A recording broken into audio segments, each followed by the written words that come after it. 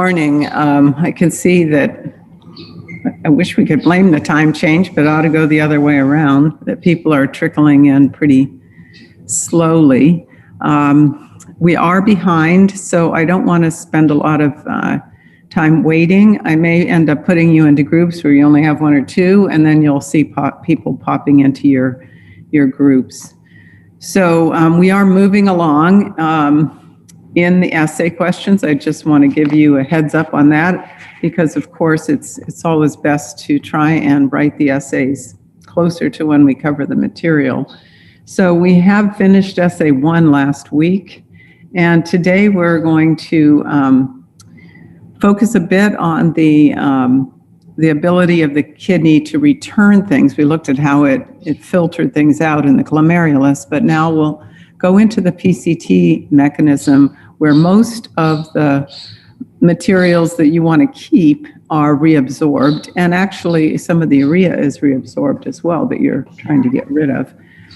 And it's reabsorbed into a capillary bed that is called the peritubular, around the tubules capillary bed.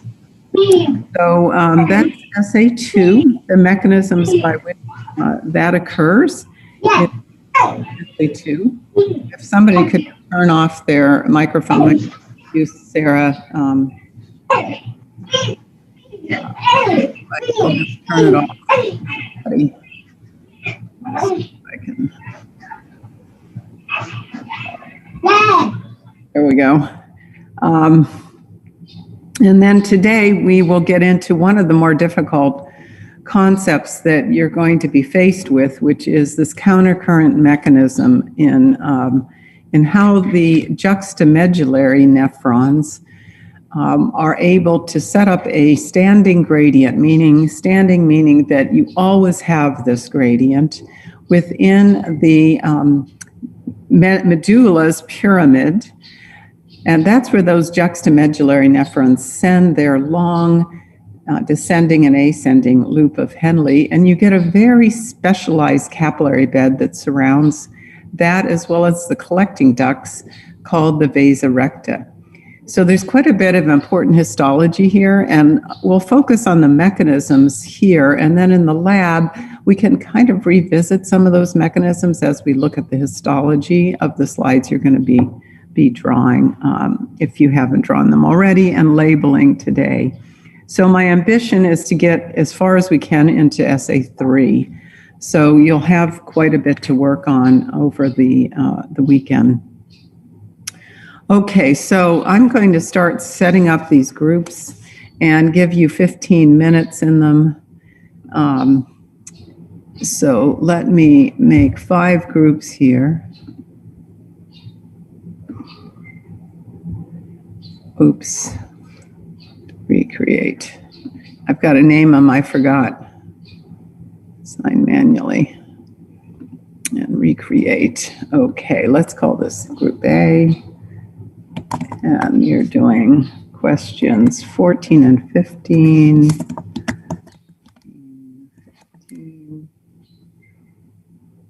Yes, and call this one B, and question 16, 17, you're doing a lot. 16, 17, 18, and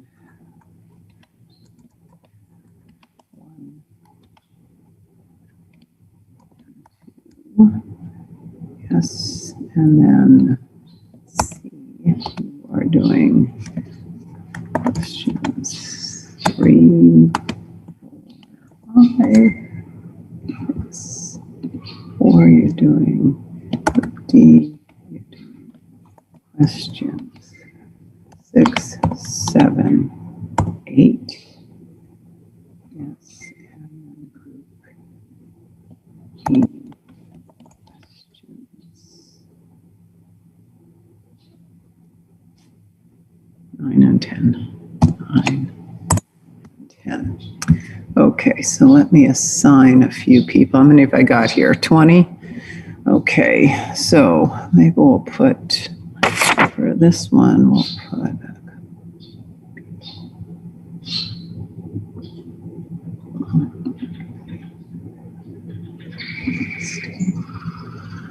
I do 3 people in this group, and then we'll assign to this group. It's got a lot of questions. So 1,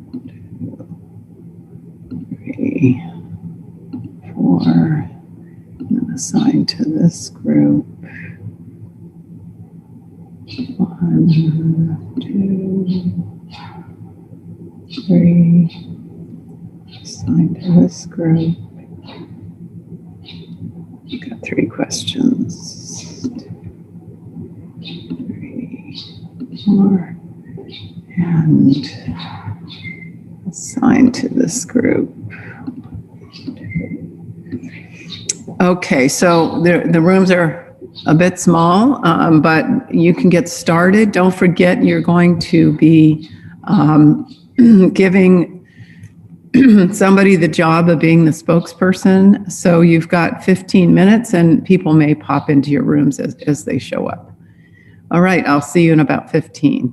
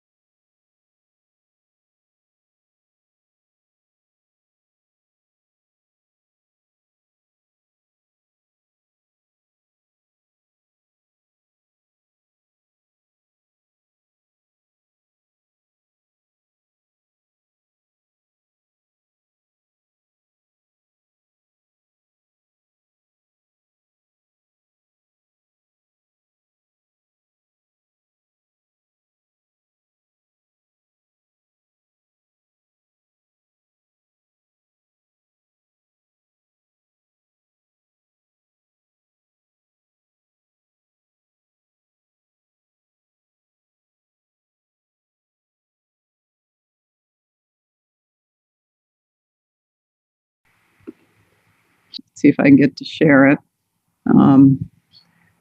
On 13, just sort of what are the conditions just as the filtrate is leaving the glomerulus and going into the first part of, I'm able to connect. Oh, great. Let's see what's happening. Now it is. All right.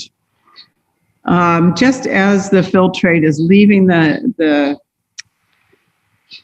glomerulus and what's in it versus what's over in the blood over on the far right.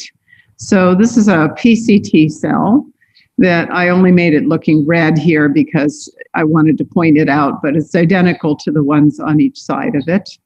And as the filtrate flows in, you have a variety of electrolytes, some of which we're going to be following in question 14 that you do want to reabsorb.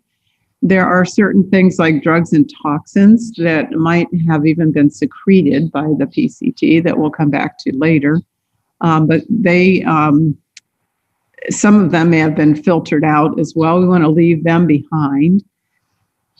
There's lots of nutrients and vitamins, and some of those nutrients are lipid soluble and some are water soluble. So there's quite a bit of water, and we don't want to lose all this water. So we'll talk about how water gets back as well. The one thing we won't be covering is bicarbonate, because we're going to be doing that in the next chapter when we talk about acid-base balance. We'll go through that mechanism. Now, urea has been filtered out, as well as a few ions that I'm putting down here for a reason, as you'll see. So what about what's left over here in the blood? In the blood, you're going to have, of course, the formed elements, and it'll be very rich in blood proteins. There'll be some water and salts, but the osmolarity of this is going to have be higher than you might normally have. Remember, it was 30 as you were in that capillary bed and things are being filtered out. So it's probably even higher out here in the sense that you have large proteins that are able to osmotically pull water back in. This is a continuous type capillary, so its permeability is one of the least permeable. It's going to keep those formed elements and proteins in there, but certainly things like the monomers of nutrients can easily get in, as can water and salts. So we won't talk about, and the book doesn't really talk about the mechanism here, other than it is a continuous type capillary. The other thing to remember over here, and we'll come back to that, is this is coming out at very low pressure. It's the efferent arteriole is what is feeding this capillary bed. And when you look at the hydrostatic pressure of the efferent arteriole, it's dropped to 8. So remember, normally it's 35 in an average capillary bed. Here it's only 8. So the blood is flowing fairly slowly through this capillary bed. These conditions of high osmolarity and slow flow is going to allow the capillary to go to equilibrium with the interstitial fluid around it. So with that preamble, the group who's doing questions 14 and 15 are looking at mechanisms to bring the things you want back and bring them not only from the filtrate and sometimes into the PCT cell, then it would be a transcellular reabsorption, or sometimes just sneaking between them. And these lines are meant to show there are some tight junctions, but not a lot. Those tight junctions will keep larger things from going through, but water and some of the salts we'll see will go through this paracellular route. We want to be clear about the names of these membranes because you're going to use them. This one that's facing the capillary and doesn't have microvilli on it is called the basolateral membrane. And this is called the apical. Now, in the past, it used to be called the luminal. So you may find in my tapes that I slip and call it luminal because, of course, this is the lumen of the PCT. So that's how it got its name, but for some reason they decided to change it in the book and other places to apical. I'm not sure. I think luminal was a better name, but here we have it. It's apical on this side with lots of microvilli. So there is interstitial fluid out here. There's not much because this is all very jammed together, but there is some. I made it look artificially wider. Okay, so with that set up, let's see how we can move these guys across. And the question starts with asking about 4 substances that move paracellularly. That is, that sneak their way through this crack that has tight junctions. So who is the spokesperson for group A? You might be muted. Is that you, Augustine? This is for number 14, right? Yep, that's for number 14. Yeah. Okay, so the answer we came up with is the 4 substances that move back into the peritubular capillaries paracellularly are potassium, water, calcium, and urea. The small water-soluble molecules are transported paracellularly, and the forces that drive H2O is the osmotic gradient, and the water moving to the capillaries also brings along ions like also potassium, calcium, and urea, and that process is called solvent drag. And also substances that are moved transcellularly are water. Hold on before you do that. There's one more that goes this way, which is chloride. So I actually have 5 here, even though I only asked for 4. There's 5, you're right. And now that is paracellular. So these guys are all sneaking. We'll talk about in a second the forces that are driving that. But let's go transcellularly now. What were you going on to with the transcellular? So the transcellularly moved substances are water, potassium, lipid solubles like gas and nitrogen, and nutrients like glucose, ions, and other vitamins. And there's one thing I didn't write on here, but it's going to be important for the mechanism, and that is sodium. Sodium is going to go transcellularly. So 15 says, give me the mechanism by which these transcellular. So is that still you, Augustine? Yeah. So for this one, I put the driving source is the sodium-potassium pump, and that's on the bilipid membrane, and that moves the sodium from the filtrate into the PCT cell, taking it with all the nutrients too.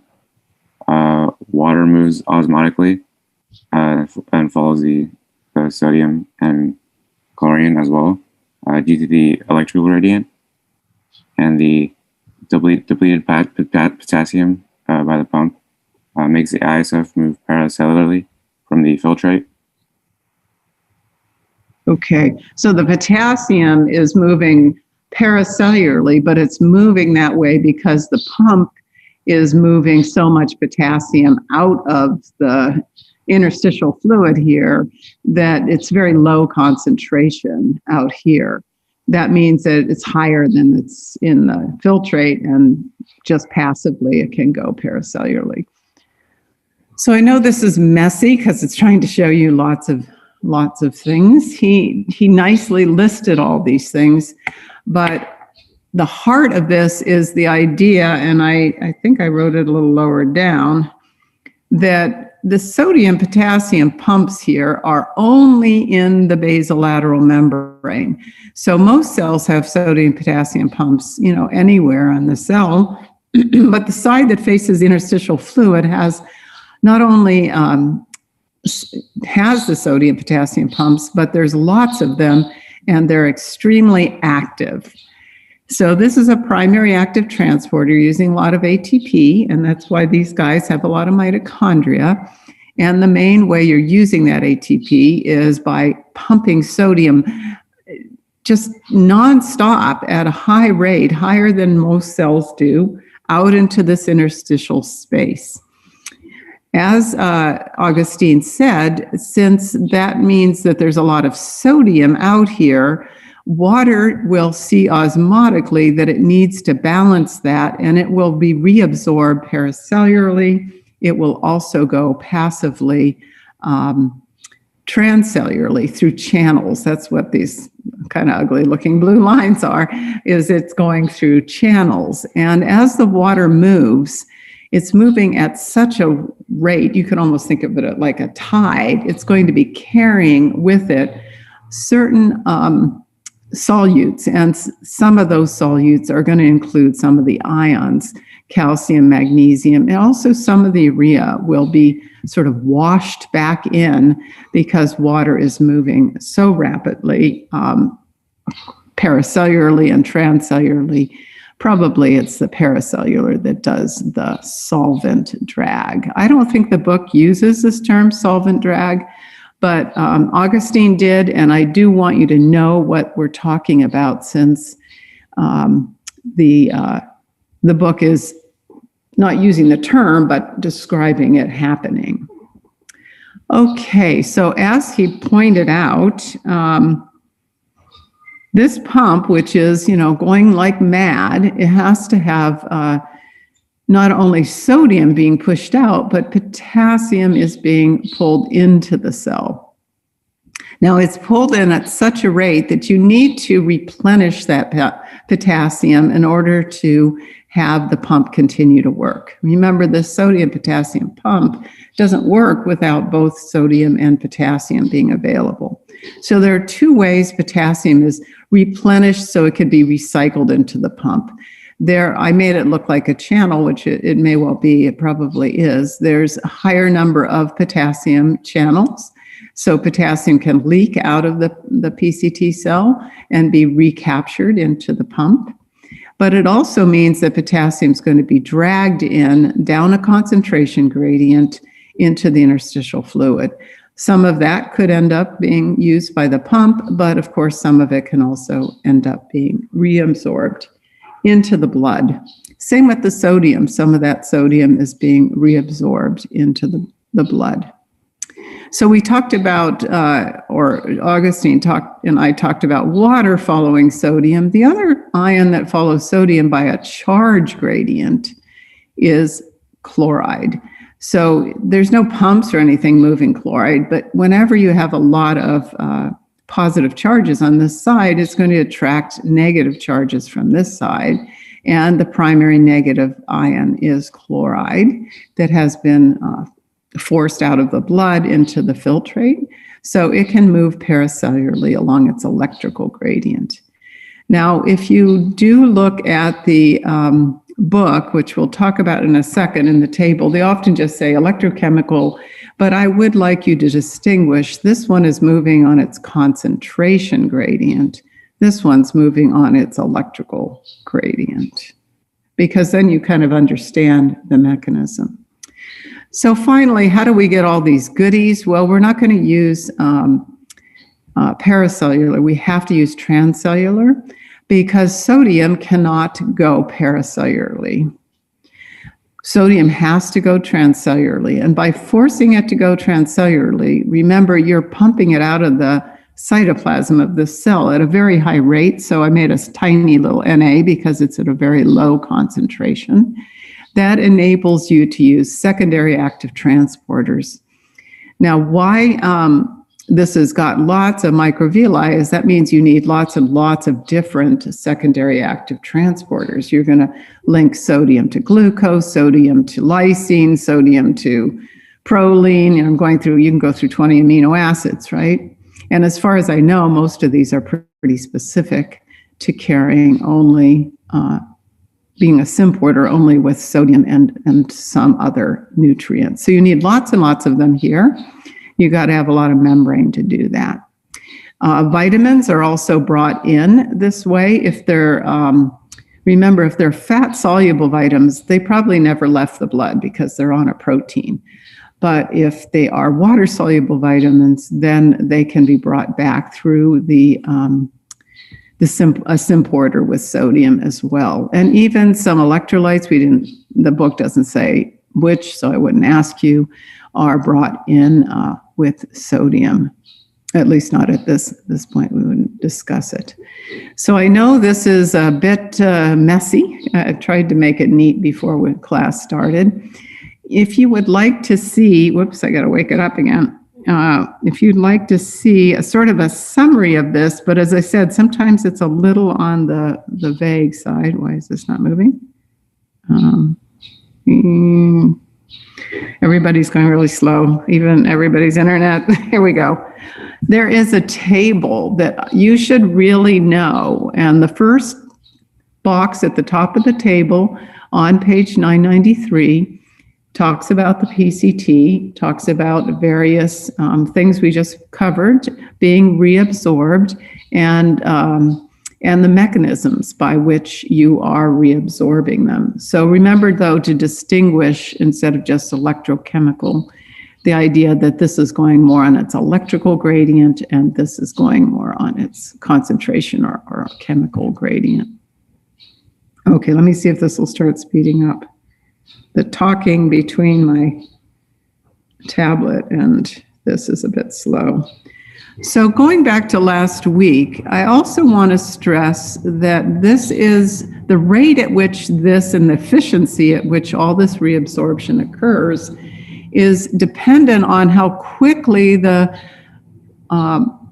filtrate is being filtered. So if GFR is very high, remember that means that these guys are going to be racing by these PCT cells. Now you've got a lot of PCT, but if it goes fast enough, it could be that you will not reabsorb. They won't have gotten captured up into the symporter, and some nutrients, salts or vitamins might make it past the PCT. In that case, you're not going to reabsorb them and they're going to end up in your urine.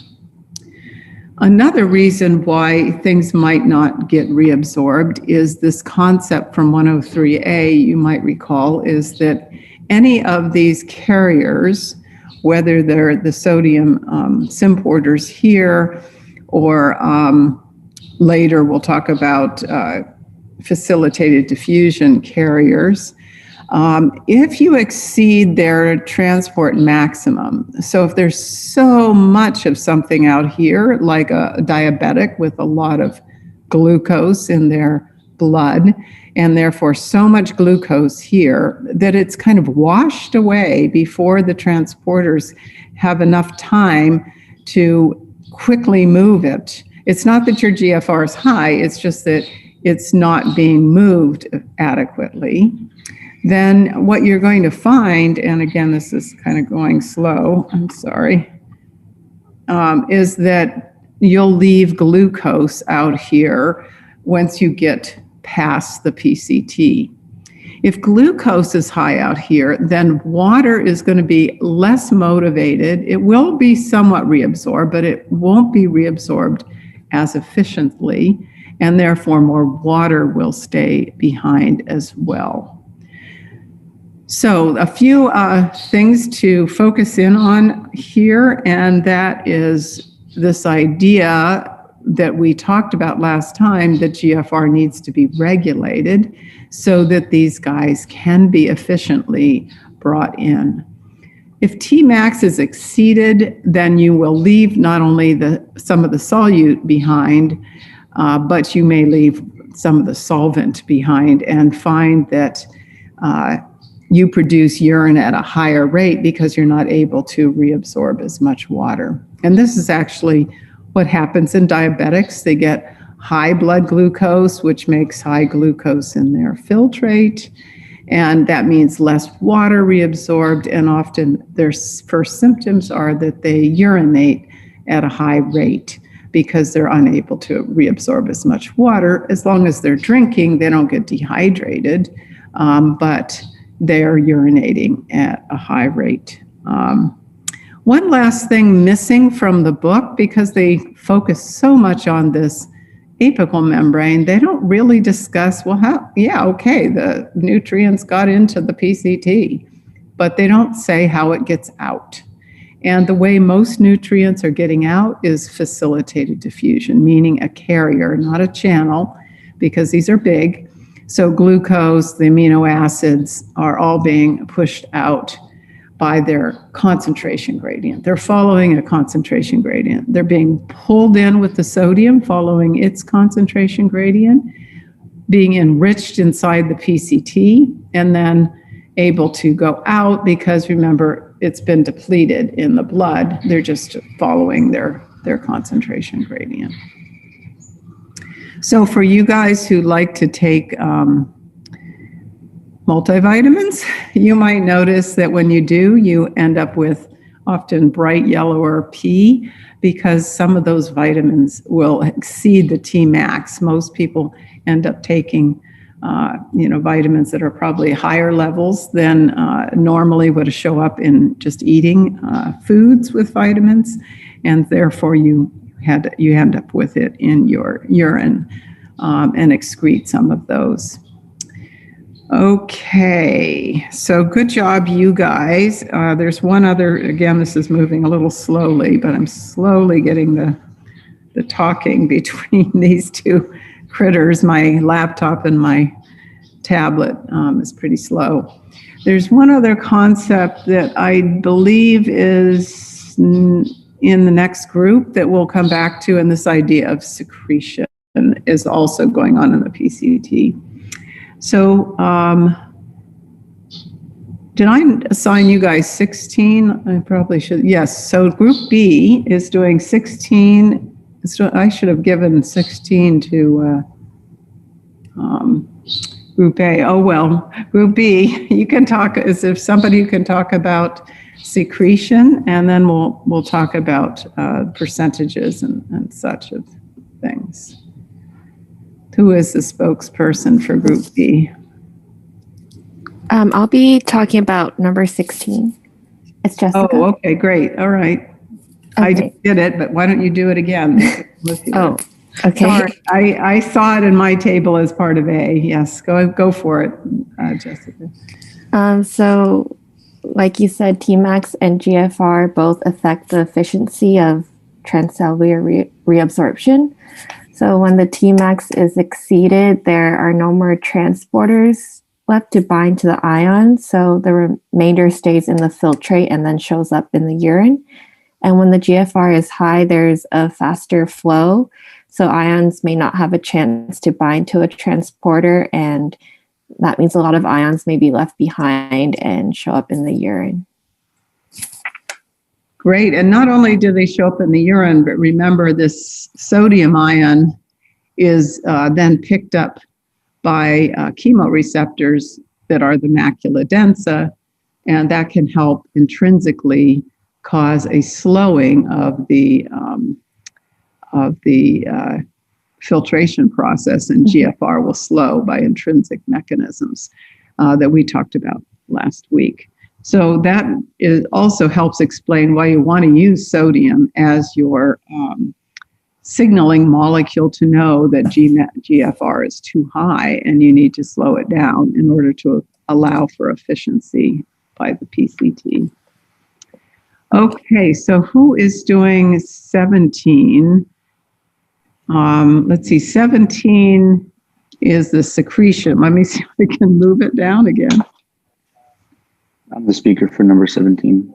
Okay, great. Thank you, Adrian.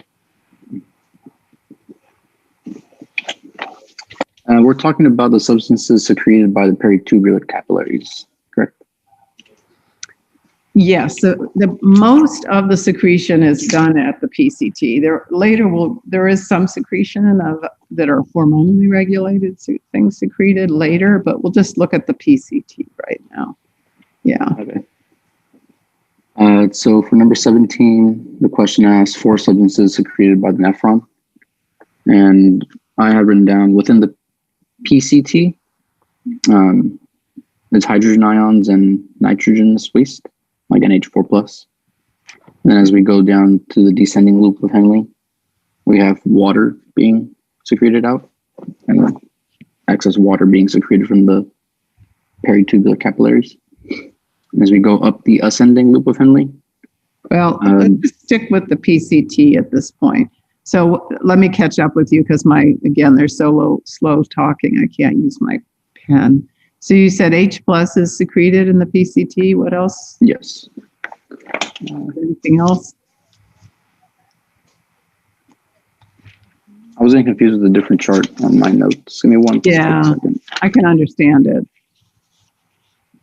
So that's primarily what's secreted, but you can also have drugs and toxins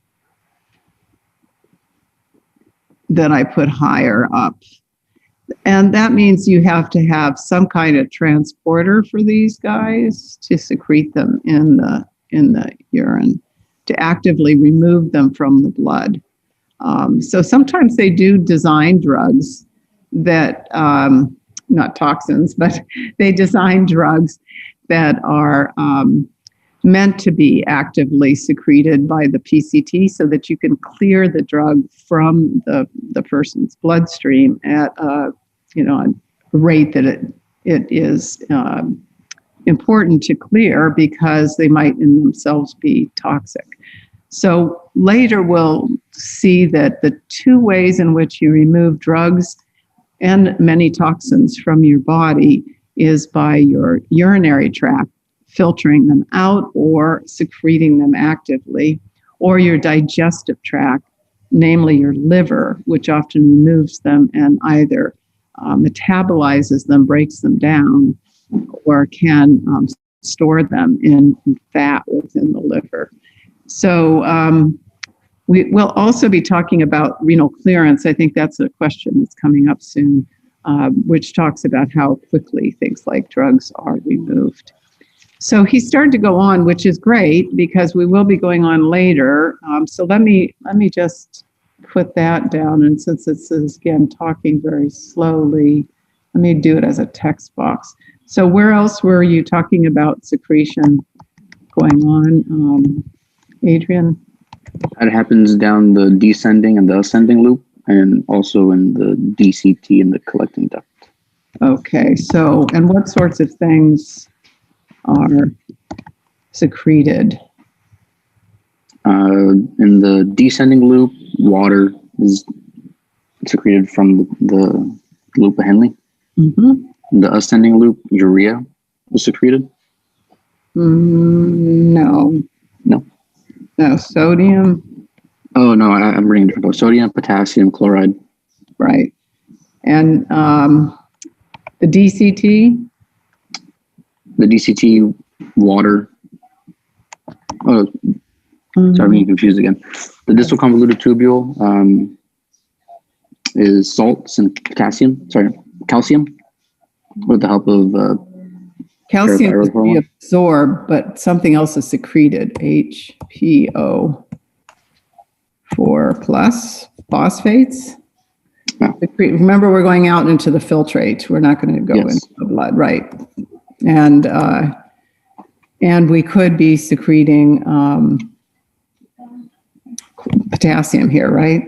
Yeah. Okay. And how about the collecting duct? I think you were jumping on to the collecting duct. Again, remember going out to the filtrate now. Hydrogen ions, Mm-hmm. nitrogen's waste, and bicarbonate. Okay. And bicarbonate, yes. And potassium again. Yeah. So these guys, and I'm going to switch back to the drawing pencil. These guys are all under endocrine control hormones. Just put an H there. These two are being used by the juxtamedullary nephrons because they're the only ones that have it to make that gradient. But it is still true. Oops, this is secretion. We don't secrete water. Sorry, there's really no secretion by the descending loop. We reabsorb water. Okay, so just the A loop. And that's going to remove the, yeah, it doesn't secrete this either, yeah. Sorry, I'm getting confused trying to follow along here, and that's not great for you guys. But we are going to move into these structures, so we will come back to them in a second. All right, so the next couple of questions are pretty brief. So let me see if I can get this guy to listen a little faster and move a lot along. I don't know what's going on today, why they're not talking to each other very well. Maybe I should stop share and reshare. Maybe that will help. See if they'll talk a little bit better to each other.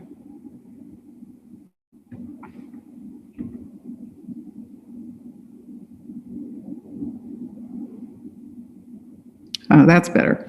Okay, so who's doing 18? Is that still you, Adrian? Percentages of things reabsorbed.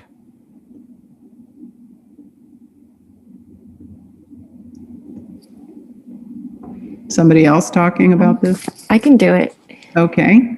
So for the nutrients, is it all of the nutrients that are being reabsorbed?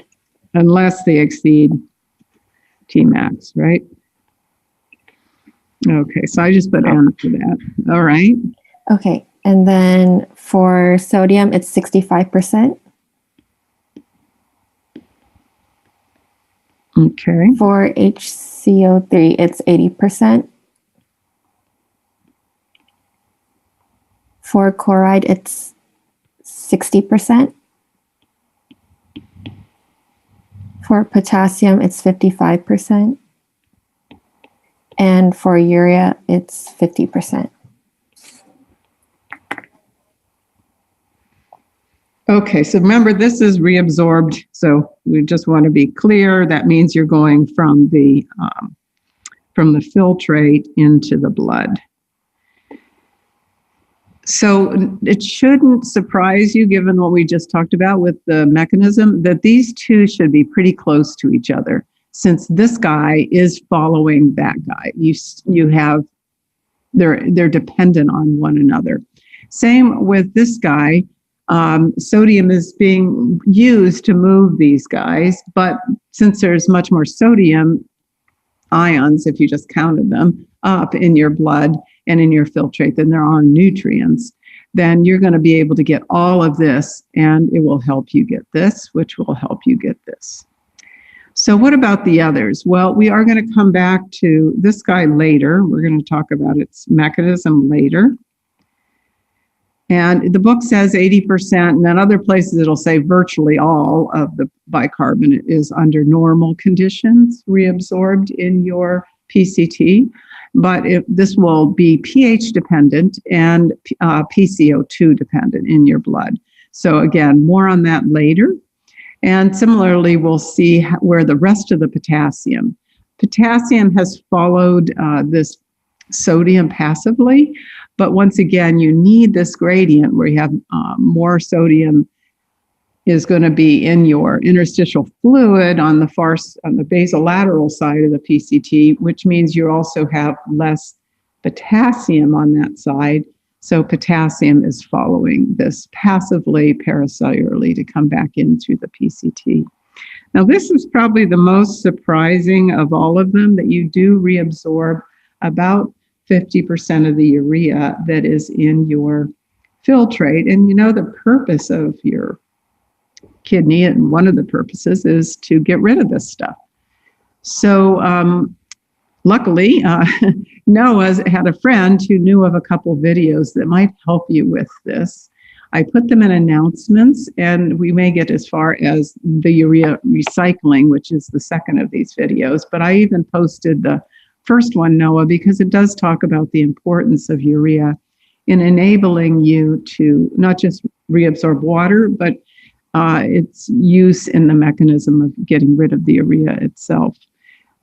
So do you need to know those numbers? I don't typically make a table and make you fill out these numbers, but you should have an idea of why they're linked to each other, and that not all of the ions that you want to reabsorb are reabsorbed here in the PCT.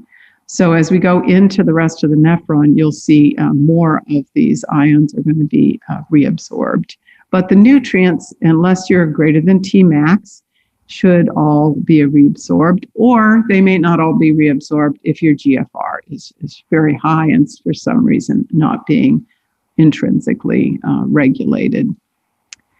So when the filtrate is done, how does its osmolarity and the blood osmolarity compare when you're in the end of the PCT?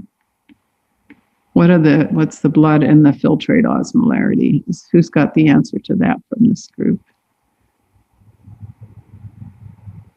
It would be 285 to 300 osmolarity, right? Isoosmotic with the blood in the cortex. That's right. So the blood is picking up all this stuff from the interstitial fluid, and it's able to do this rapidly enough so that it goes to equilibrium. So these guys are in equilibrium with each other. And in general, the osmolarity of the cortex, you can consider the same as blood osmolarity. Okay, moving on to the next set of lecture questions. This kind of repeats some of what we've talked about, but that's okay. It's a good summary because we're moving forward in the nephron now and saying what is reabsorbed from the loops of Henle. And I think we did that up here somewhere, right? Oh, I did it on the screen. That's right. So it's gone now. So let's just do it again. If you're in the descending loop, the ascending loop, and now remember we're going from the filtrate into the blood. We're reabsorbing things. So unlike before where we're doing secretion and I got a bit confused, we're doing reabsorption, and so did Augustine. We're moving it from the filtrate to the blood, and then the DCT and the collecting duct. So what are some things? Who's doing question 1 of the second group?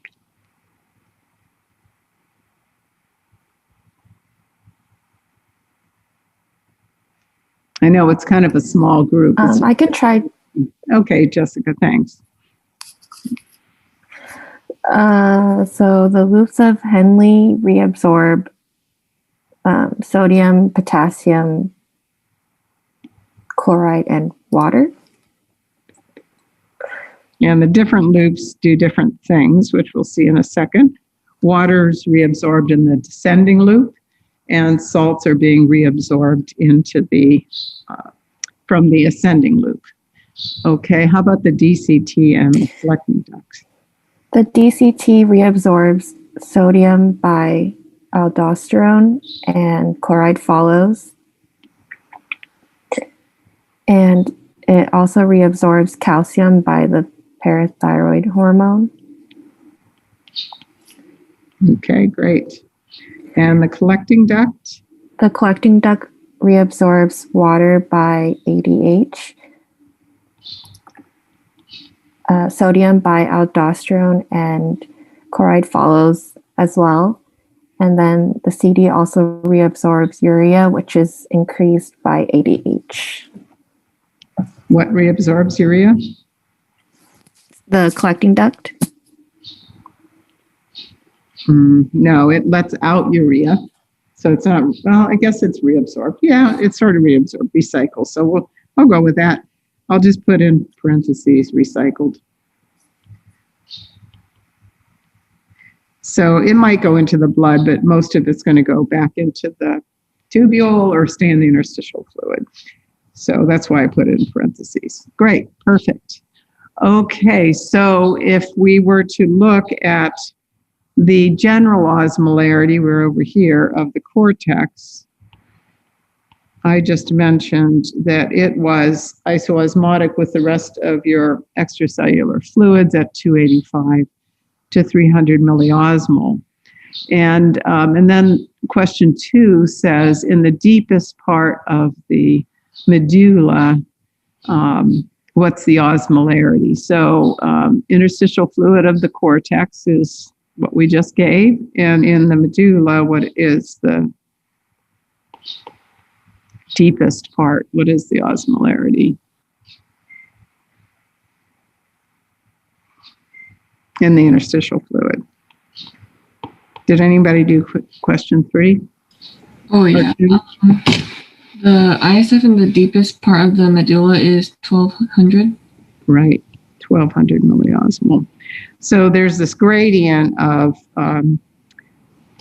285 going to 1200 in the interstitial fluid. If we looked at the osmolarity of the filtrate in the PCT, we just said it was this. So we look at the filtrate in the PCT. And how do I want to do this? Maybe I'll do it down here. So we do PCT. It is 285 to 300 for the filtrate. And then if we see it as it's going into the filtrate's osmolarity as it's going into the DCT, do you have a number for that? 100 osmolarity. Yeah. So by the time it goes through the descending loop, up the ascending loop, and it's starting to enter the DCT, it is about a third the osmolarity of your blood. That's what that macula dense is looking for. Is it about a third of the osmolarity of your blood? So it's not looking at it as should it be isoosmolar, isoosmotic with the rest of your extracellular fluids. It's looking for it to be dilute. Now that will be regardless of your hydration level. So by the time it's getting through the ascending loop, you have diluted your filtrate. If you choose to then urinate at that point because you're well hydrated, that's what you can release as very, very dilute urine. So I think that's all the numbers you guys needed to come up with, right? Are we done with B? Any other comments on B? You had a lot of questions, but they were all kind of short answers. Okay. All right. So hopefully you have answers for those. We're moving into this mechanism, which is called a countercurrent exchanger and mechanism overall. Let me write this in a different color. Countercurrent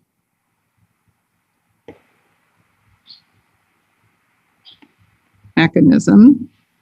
And this next group is going to start discussing this because it involves the what's going on in the medulla to allow you to set up that osmotic gradient that we just went over.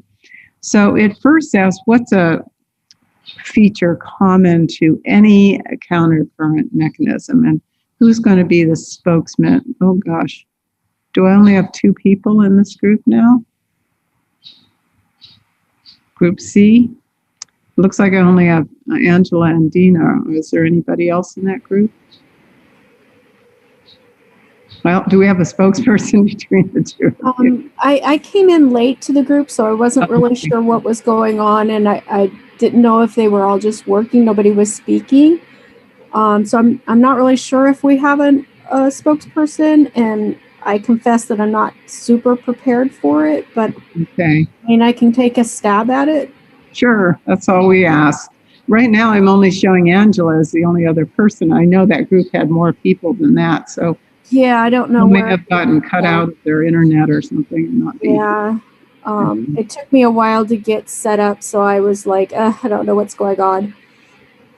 So basically, I started out just for my own edification with defining countercurrent mechanism, and it's used to concentrate urine in the kidneys by the nephrons of the human excretory system.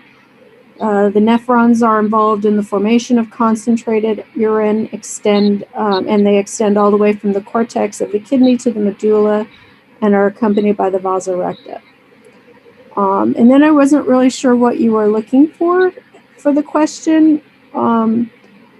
So I just said that, energy is expended via pumps. Filtration occurs via active and inactive functions like pumps, chemical and electrical gradients, reabsorption, secretion, and excretion. So Okay, so I don't know if Angela has anything else that she wants to say, but in general, countercurrent mechanisms kind of are used with lots of engineering, lots of building. They're used by your heating systems. So I always find it easier to think of heat transfer than it is to think of salts being set up, especially since, as Dina said, there you are moving salts and you're moving water, and you actually have two parts of it in the kidney. One part called the countercurrent multiplier, which, as she mentioned, uses a lot of active transporters, and the other one called the countercurrent exchanger, which occurs passively. So this is the active member with active transporters involved, and this is a passive member. And so this passive member, the exchanger, we'll come back to later. It's the vasa recta is responsible for that, and that's very specialized capillary bed that you find in the medulla. Now, where that capillary came from is the efferent arteriole of the juxtamedullary capillaries, juxtamedullary nephrons. They form the vasa recta. The peritubular capillaries come from the efferent arteriole of the cortical nephrons. You have many, many more cortical nephrons than you have juxtamedullary nephrons, and their peritubular capillaries coming from their efferent, carrying blood from their efferent, surround not only their own PCTs, but they surround the PCTs of the juxtamedullary. I know the book doesn't show it that way because they're trying to illustrate cleanly without all of the messiness of what actually happens in the kidney. So just take that on faith. When you go to do the drawings today in lab, you'll see everything is just crammed together and there's, hardly any room for anything, so that when something is pumped out in the PCT, goes through secondary active transport, crosses by facilitated diffusion, ends up in the interstitial fluid, it doesn't really matter whether it came from the filtrate made by a juxtamedullary or cortical nephron. It's going to get picked up in that peritubular capillary. But now we're going to be talking about the specialized nephrons, which are the juxtamedullary. So these parts are unique to those, including the formation of this vasa recta capillary bed. The active members are the descending loop and especially the ascending loop. So one of the things I imagine I put on the tape was to try not to be doing this mechanism by thinking of filtrate leaving the PCT, entering the descending loop, and then entering the ascending loop. If you're really trying to understand the mechanism, you have to kind of start over on the side of the ascending loop, because it's going to set up the conditions by active transport that affect what's happening over here by the descending loop doing this passively. So what about question 3? Let's go back to that and just think in terms of something simpler than this more complex multiplier and exchanger system.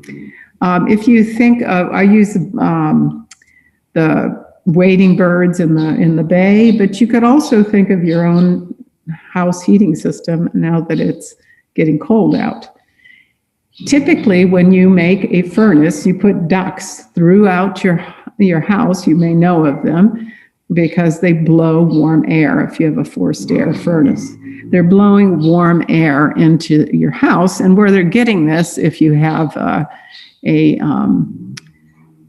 furnace down in your basement or against one of your outside walls, is that it's taking warm air and heating it up and then pushing it into your house. But running parallel to that are ducts that are removing air and recycling them often back down to be reused. So the idea is that as this warm air is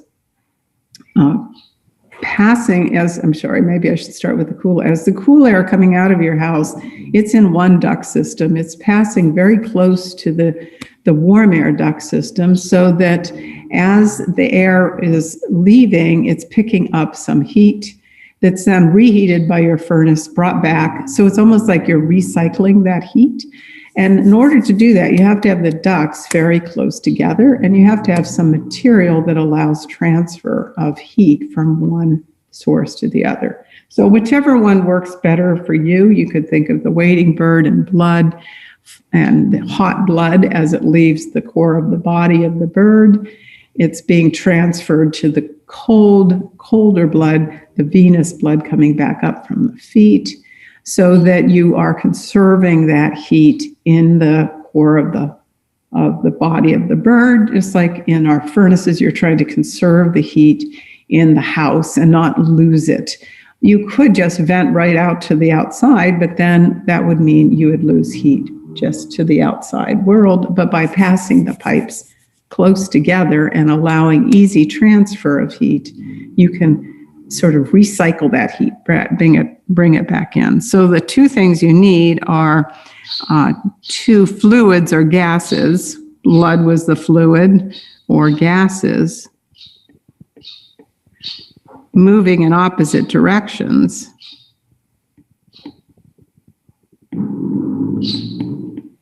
And they're able to easily exchange, number two,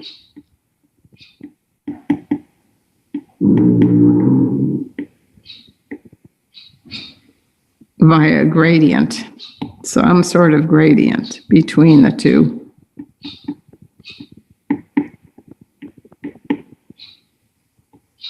So you need to keep them in separate tubes. They're not just mixing all together, but they're easily able to pass things from one to the other.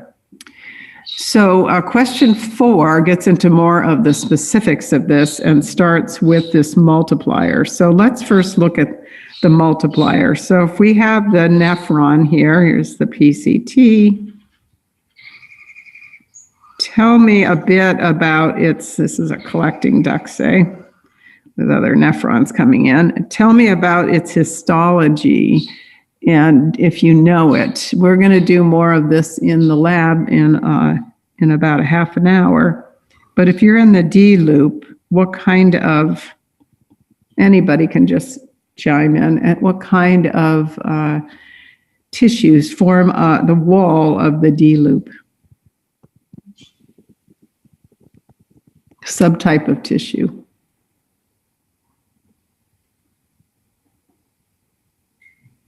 Anyone?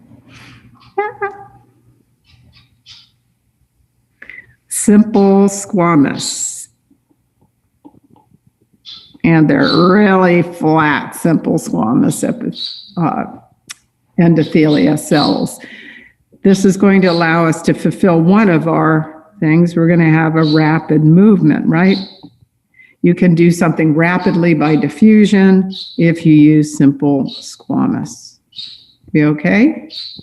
This is sometimes called the thin segment because, as you'll see in your slides, they look really, really thin and squashed because these cells are so flat.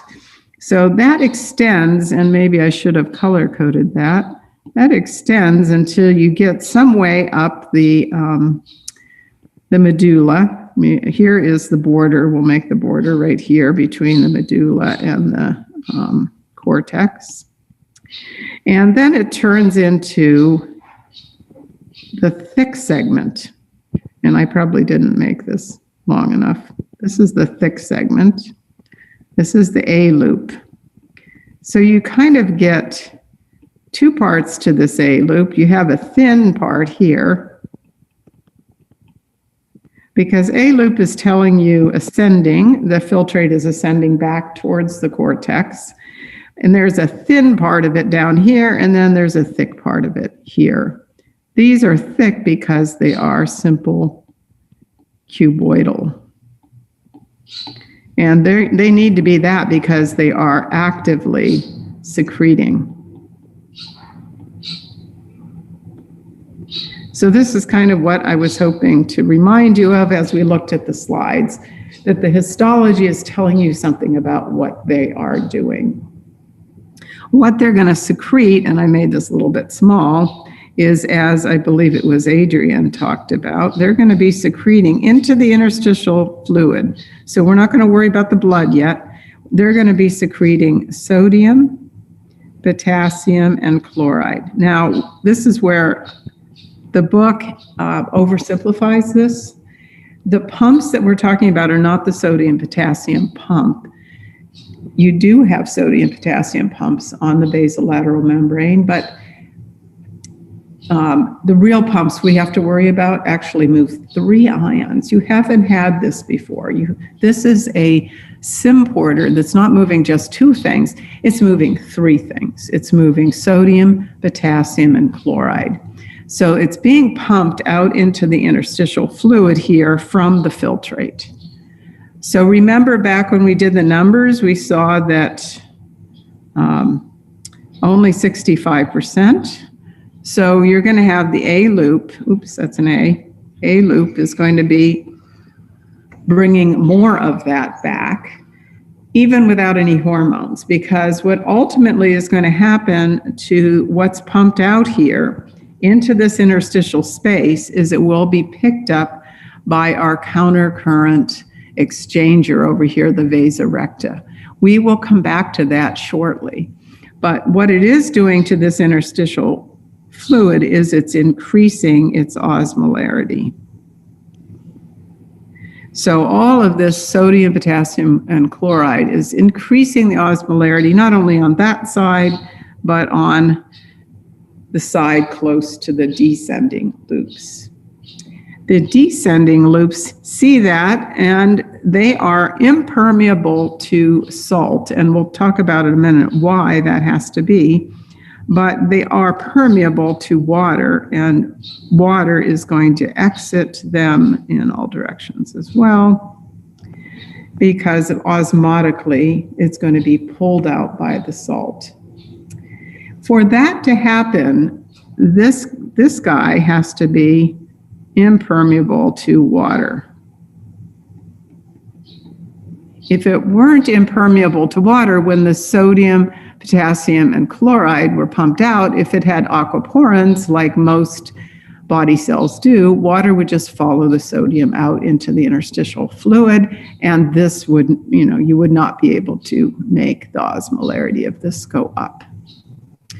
So how does this fulfill our countercurrent mechanism? Well, we have one fluid, which is the filtrate, flowing down the descending loop. It's being influenced by the pumping of the salts out into the interstitial space around it from fluid that's going in the ascending loop of Henle. And that's pulling the water out so that as you go down, you'll start at, maybe I'll do it in another color. You'll start up here at 300 milliosmol. And as it goes down, it's going to be increasing in osmolarity. And there's going to be a relative difference between the osmolarity of the filtrate over here in the descending compared to the ascending loop. So that you're going to reach as much as 1200 plus milliosmol down at the deepest part of the loops of Henle. And this pumping is going to happen so frantically that as you go up, you're going to be pumping the salts out so that what comes out in the DCT, inside the DCT at the top of the ascending, is 100. So these guys are busy little beavers because they have to make the osmolarity go to 1/12, right? Or is that right? 1/12 of it from 1200 to 100. Not 1/12, it's less than that. They have to really drop the osmolarity, and my math is not happening right now, but the osmolarity is dropping radically. And this doesn't matter how hydrated or not hydrated you are. The only number that would change if you're more dehydrated is this could get even higher, which we'll talk about later. So what's happening with this active member is influencing what's going on in this other member. So there has to be, as you go down, if you were to compare osmolarity at this level and at this exact level, this has to be pumping harder and hard enough that you will see this be relatively dilute compared to this one, this side. So you'll see this 100 milliosmol difference at any one level as you go down the length. So that way you have a gradient being made out here in the interstitial fluid that will pull the water out of this side. This is tough stuff. So I'm kind of going through this on my own, since it seems like Group C abandoned ship or lost internet connection. So let's go back to the questions. What part of the nephron is the active member in the multiplier? It's the ascending loop is the active member, as I mentioned before, and it's actively transporting sodium, potassium, chloride. The book is going to just say sodium chloride, but it's actually all three ions that move. You end up with a sodium, a potassium, and two chlorides to keep the charge balanced, being pumped into that interstitial space. Now that space is pretty tiny, so you are able to influence the osmolarity of it fast because there isn't a lot of volume there, as you'll see in the slides. That increase in osmolarity then will pull water out of the descending loop, and this is the passive member because it's doing it by simple diffusion, and that's via aquaporins. It's very rich in aquaporins, but what it's lacking, aquaporins, are no leakage channels for sodium, potassium, or chloride. So most cells, as you might remember from 103A, have passive leakage channels for these ions. And that's why you had to have the pump to keep correcting it. Here, you're going to have no leakage channels. You're going to seal it so it's salt impermeable. That way, none of the salt from this interstitial fluid, which is getting more osmotically higher from the pumps here, is going to be able to leak into the filtrate and make it so that water won't leave.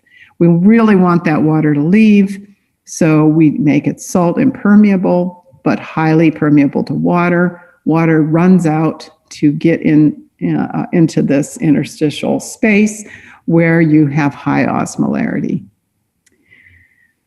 Okay, so question 5 says, why is the A loop impermeable to water? And I mentioned that here, because if it weren't, water would follow these salts out and you wouldn't be able to make the interstitial fluid high osmolarity. Okay, that is Group C's questions, and it's a lot of this, it's the heart of this countercurrent exchanger. So if you're thinking about this, I would suggest, or wanting to explain the mechanism, I would suggest talking about the histology like I did. Why does this have to be a simple cuboidal? It will help you on the exam as well, because it'll help you remember what you're looking at when you're drawing the slides today. It's going to be simple cuboidal.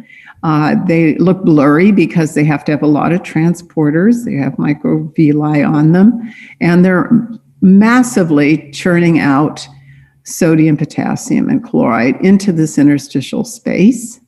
That way, these simple squamous cells, which are very close by with filtrate going through between them in that part of the tubule, water can be pulled out at that point, and osmolarity can rise in the filtrate.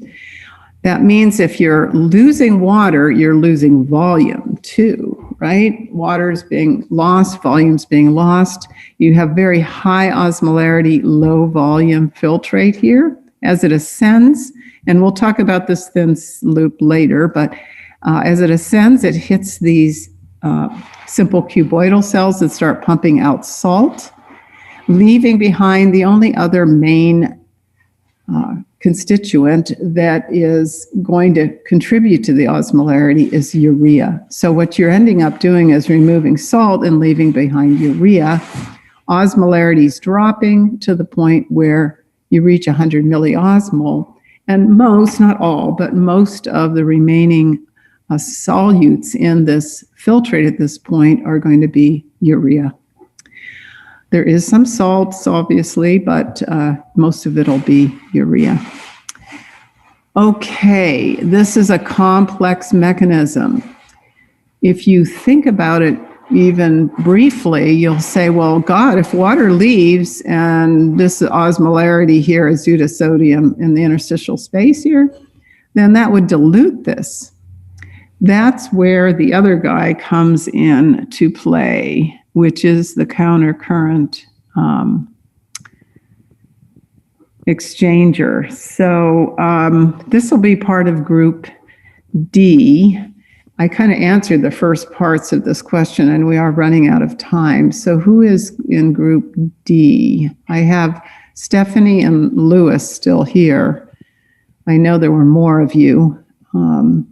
Would one of you like to be the spokesperson for questions I've kind of answered, but you can reiterate 6 or 7? Let's start with 6. Are you guys here, Stephanie or Lewis?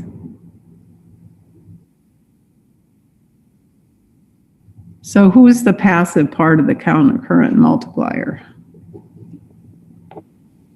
That's right. So the D loop is the passive part. And what does it require for things to leave passively?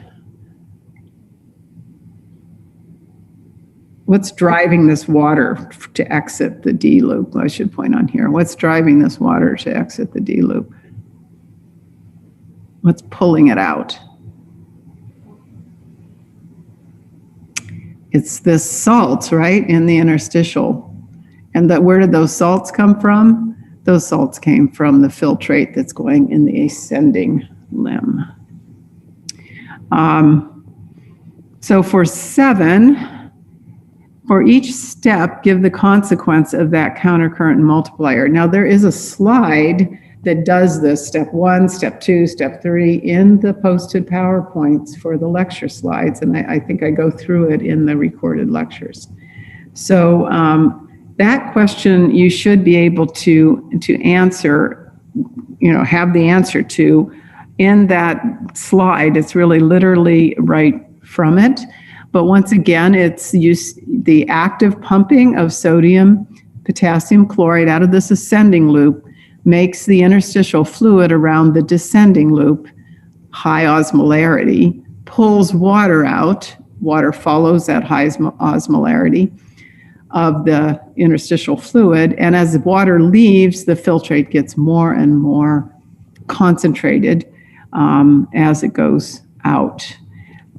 That high concentration of 1200 milliosmol is a mixture of salts and urea down here.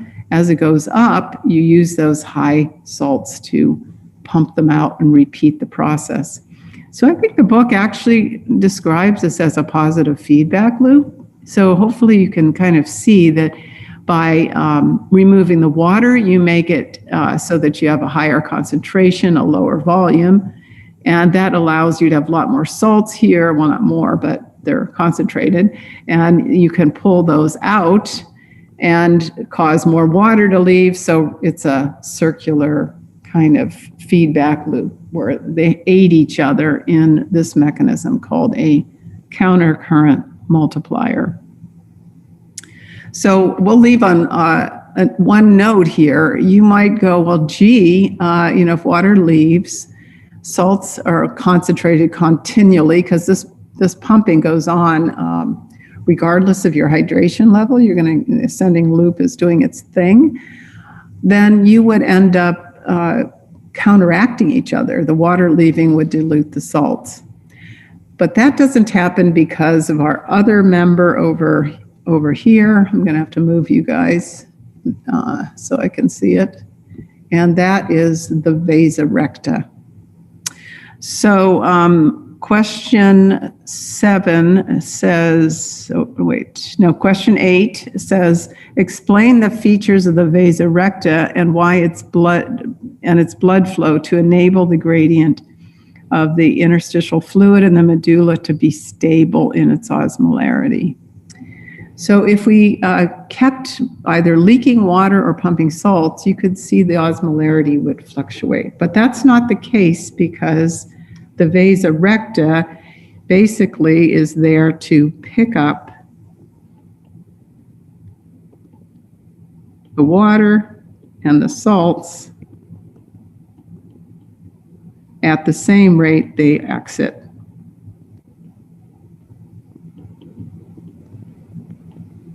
Filtrate. So they're like the cleanup crew. They come through and they pick up all the salts in the water that's coming out. And I have to move, I'll just get rid of the breakout rooms. So the rate at which water is exiting the descending loop, it enters into the vasa recta and it's removed back to the, out of the kidney and whatsoever, back to the bloodstream. Same with these salts, are being pumped out at a fairly steady rate. We will talk about some hormone interaction of that, but fairly steady rate, and they're picked up by the vasa recta so that once you have this gradient established, and God only knows, I don't, how that happens when you're in the womb or a young baby, then once that gradient's there, it stays a more or less stable gradient from 300 in the cortex to 1200. Sometimes it'll go up as high as 1400. So if you are struggling with this, the videos that I posted that Noah gave is really focused on the role of urea, which we haven't yet covered, but it still does help you a bit with understanding this countercurrent mechanism. So I highly recommend you look at those before we come back, because we're going to add something to this, which is that urea is going to contribute a good part of this 1200 milliosmol in the interstitial fluid and in the filtrate that is coming up into this ascending loop.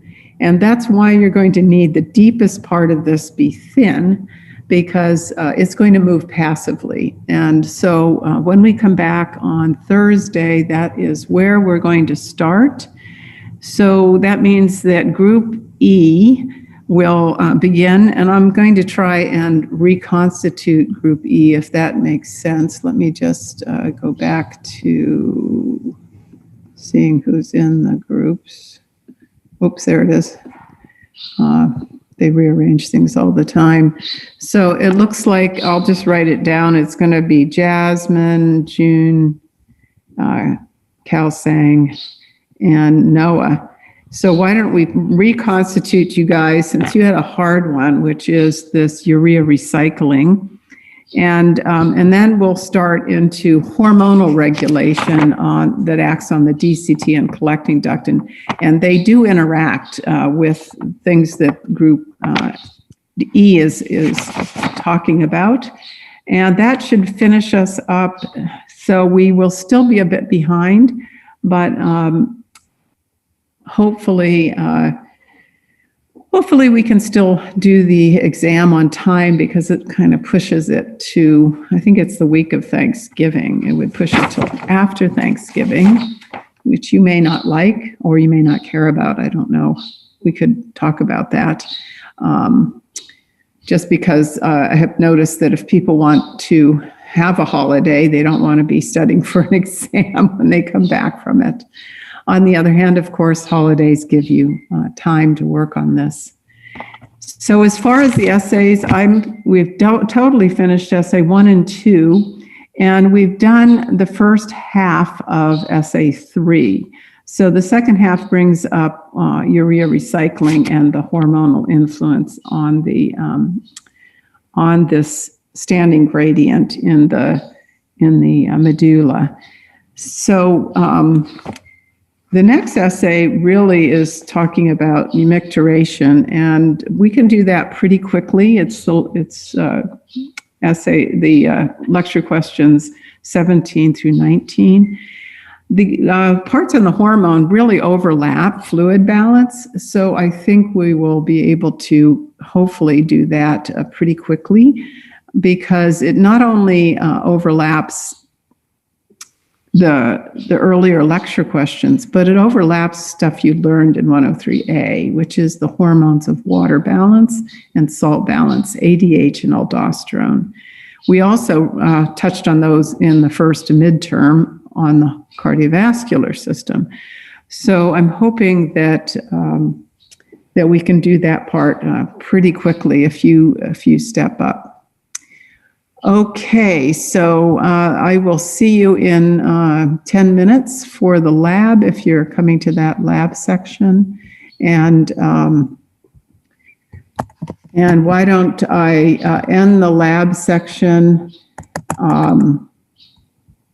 or end this lecture section. It looks like one of you want to talk to me, so if you guys could just log out, I'm not going to close it out on you, and that will give me a minute to talk to one of the students who's asked for my attention at the end of this lecture.